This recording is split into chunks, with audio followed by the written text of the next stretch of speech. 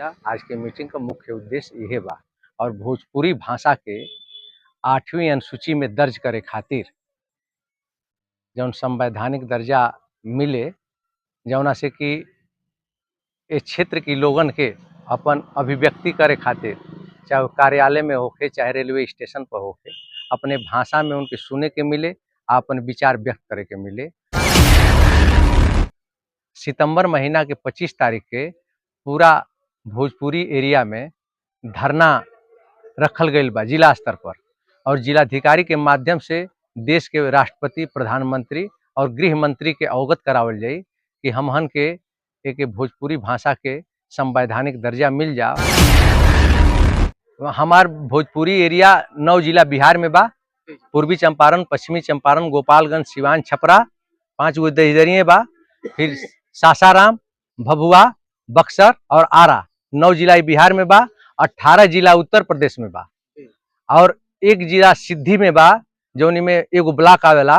नेपाल का एगो वीरगंज बा, ये आवेला। ये भोजपुरी एरिया बा। एक अंग्रेज लोग 3 भाग में बांट देला, लेकिन यहाँ का लोग बहुत लड़ाकू रहला, जौन भी अन्याय के खिलाफ, अत्याचार के खिलाफ लड़ाई लड़े और स्वतंत्रता की लड़ाई में बहुत आगे बढ़ चढ़ के हिस्सा लेला।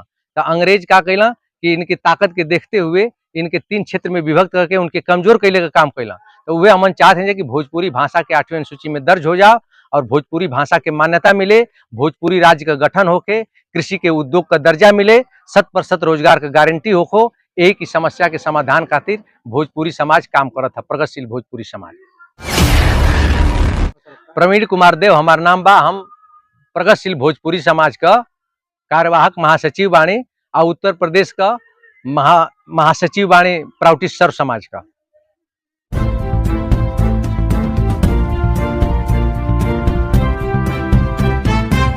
आज जो मीटिंग भइल है, ये प्रगतिशील भोजपुरी समाज का मीटिंग है। एक मुख्य उद्देश्य है कि आज समाज में जो आर्थिक, सामाजिक और सांस्कृतिक व्यवस्था बा, उनमें जो दोष आ गई है, त्रुटि आ गई बा, वो व्यवस्था के संचालित कैल कि अर्थ का विकेंद्रीकरण होके समाज में जौन जातीयता का, सांप्रदायिकता का बोलबाला बा, ओके खत्म करके मानव समाज एगो बा, अविभाज्य बा, एके मानव समाज में बतावल जा सके।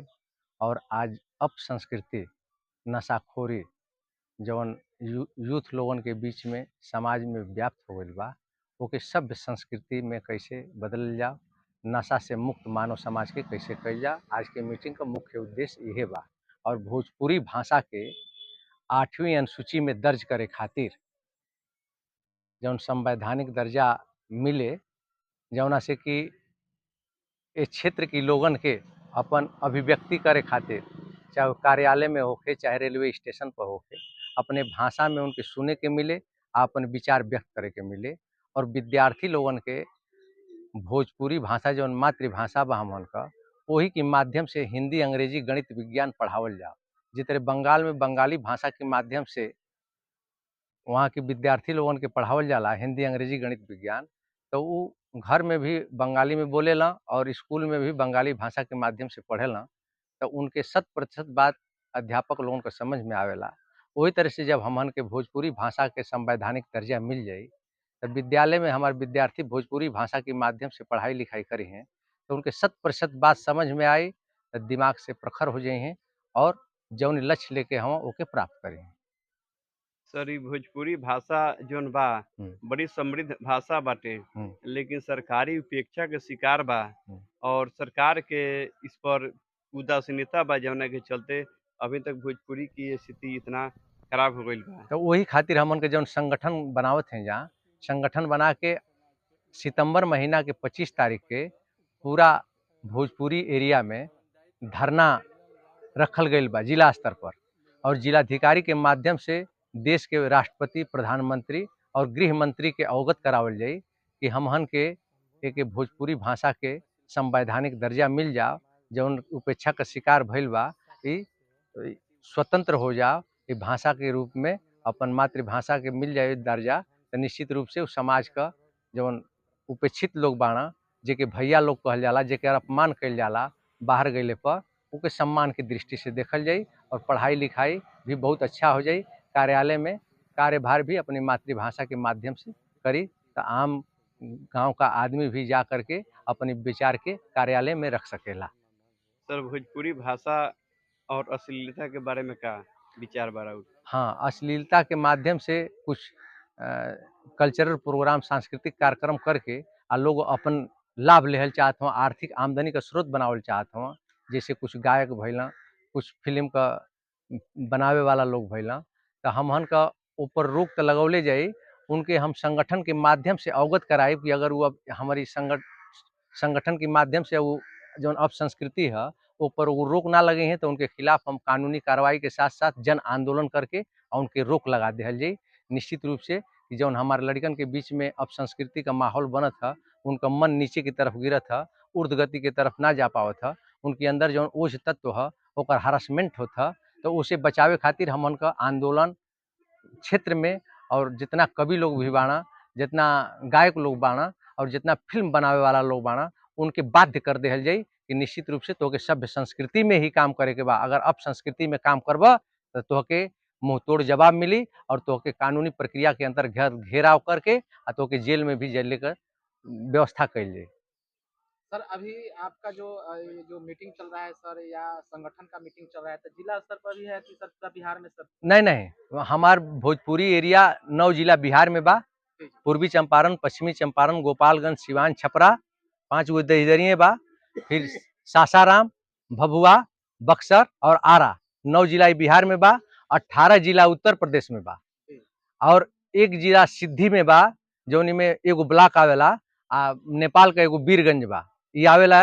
ये भोजपुरी एरिया बा। एक अंग्रेज लोग 3 भाग में बांट देला, लेकिन यहाँ का लोग बहुत लड़ाकू रहला, जौन भी अन्याय के खिलाफ, अत्याचार के खिलाफ लड़ाई लड़े और स्वतंत्रता की लड़ाई में बहुत आगे बढ़ चढ़ के हिस्सा लेला। तो अंग्रेज का कैला कि इनकी ताकत के देखते हुए इनके 3 क्षेत्र में विभक्त करके उनके कमजोर कैले का काम कैला। तो वे हमन चाहते हैं कि भोजपुरी भाषा के 8वीं अनुसूची में दर्ज हो जाओ और भोजपुरी भाषा के मान्यता मिले, भोजपुरी राज्य का गठन होके कृषि के उद्योग का दर्जा मिले, 100% रोजगार का गारंटी हो। एक ही समस्या के समाधान खातिर भोजपुरी समाज काम करत है, प्रगतिशील भोजपुरी समाज। सर अगर ये आपका जो है आंदोलन अगर सरकार नहीं मानती है तो सर क्या आपका अगला पड़ाव क्या रहेगा? अगला पड़ाव हमारा 25 तारीख के सितंबर में धरना बा पूरा भोजपुरी एरिया में हर जिला पर। और ओकरी बाद सरकार के मनावे खातिर पटना में प्राउटिस सर्व समाज के माध्यम से पूरा 44 समाज का, भारतवर्ष में 44 गो समाज बा, वो 44 समाज के माध्यम से सरकार के अवगत करावल जाई कि जौन भी समाज के व्यवस्था बा, भाषा के माध्यम से आर्थिक व्यवस्था बा, सांस्कृतिक व्यवस्था बा, कृषि से संबंधित किसान लोगन का व्यवस्था बा, शिक्षा के क्षेत्र में जौन पढ़ाई लिखाई में पैसा लगत है, मेडिकल के क्षेत्र में जौन इतना महंगी दवा का व्यवस्था बा, ये सबके आमूल चूल परिवर्तन करे खातिर प्रगतिशील भोजपुरी समाज लड़ाई लड़त था, प्राउटिस सर्व समाज लड़ाई लड़त था। सर आपने कहा कि सर हम उत्तर प्रदेश से भी, हमारा जो जिला है उत्तर प्रदेश और बिहार का जो है, तो सर आप उत्तर प्रदेश से आए हैं, क्या नाम है सर आपका? प्रवीण कुमार देव हमारा नाम बा। हम प्रगतिशील भोजपुरी समाज का कार्यवाहक महासचिव बाणी और उत्तर प्रदेश का महासचिव बाणी प्राउटिस सर्व समाज का। जातिवाद, अंतरजाति रेवोल्यूशनरी मैरिज, अंतरजाति विवाह हुई तो उसे जातिवाद, रोटी बेटी का जब संबंध एक परिवार से दूसरे परिवार में हुई, जाति के नाम पर ना है, अंतरजातीय स्तर पर, तो ऐसे जातिवाद खत्म हुई। आए के भगवान कृष्ण स्पष्ट रूप से गीता में एक वर्णन करता हूँ कि मानव समाज में वर्ण व्यवस्था है सेवा करे खातिर, आप वर्ण व्यवस्था जाति व्यवस्था ना है। वर्ण व्यवस्था में कहल गई है कि गीता में कि चातुर्वर्ण्यम मया सृष्टं गुण कर्म विभागस्य, भगवान कृष्ण स्वयं कहता हूँ। चातुर माने 4, वर्ण माने होला रंग, जैसे गौर वर्ण, कृष्ण वर्ण, रंग के कहल जाला। मया सृष्टं, मैं सृष्ट स्वयं करत है, आ गुण आ कर्म के अनुसार विभाग दे। जैसे विशेष प्रज्ञावान व्यक्ति है तो विप्र का गुण है, आ दूसरे के विशेष प्रज्ञावान बनावत हो तो वो कर्म हो गए, तो वो व्यक्ति के विप्र कहल जाए। उनकी रंग, मन का रंग सफेद बा, वही तरह से छतरी का रंग बा जो मन का वो लाल रंग बा, वर्ण बा। आ उ आत्मबल साहस से परिपूर्ण व्यक्ति बा कि वो पानी में डूबत है तो उनके बचावे का काम करेला, अग्नि में केहू जलत है तो उनके बचावे का काम करेला अपने साहस के बदौलत, और केहू के हथियार लेके केहू जान मारे आयल है तो उसे बचावे का काम जे करेला वो क्षत्रिय है, ओकरी मन का रंग लाल है। और समाज की सेवा करे खातिर ई वर्ण व्यवस्था बनल है। और वैश्य का मन का रंग पीला बा, उ धन उपार्जन करेला, भूखा के भोजन करे खातिर व्यवस्था करेला, नग्न आदमी है तो ओके कपड़ा के व्यवस्था करेला, हॉस्पिटल में आदमी आर्थिक अभाव में दवा ना करा पावत है तो ओकर आर्थिक सहयोग करके दवा करावेला, ई वैश्य हवा। और शारीरिक श्रम दे के आदमी का सेवा करत हवा, उस शरीर से मन का रंग उनका काला है, उस शूद्र हवा।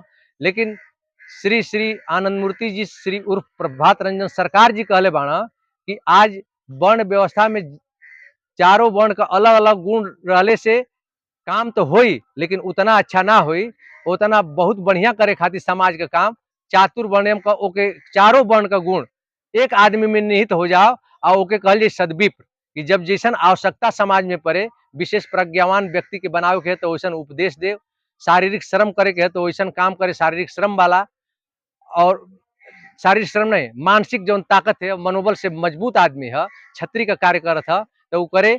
और जो अर्थ उपार्जन करता है एक व्यक्ति चारों काम करे, धन उपार्जन से लेकर के समाज में विप्रोचित सेवा से लेकर के क्षत्रियोचित सेवा तक, वैश्योचित सेवा तक और शूद्रोचित सेवा तक चारों वर्ण का काम करी, ओके सद्विप्र कहल जाई। और जहां भी अन्याय होके ओकर खिलाफ आवाज उठावे तो वो कहता हूँ कि सद्विप्र बना करके अब मानव समाज के कल्याण करे के बा। अब मानव जाति एगो है, मानव जाति एगो है, ओके बांटल ना जा सकेला जाति में, वो मानव जाति एगो बा।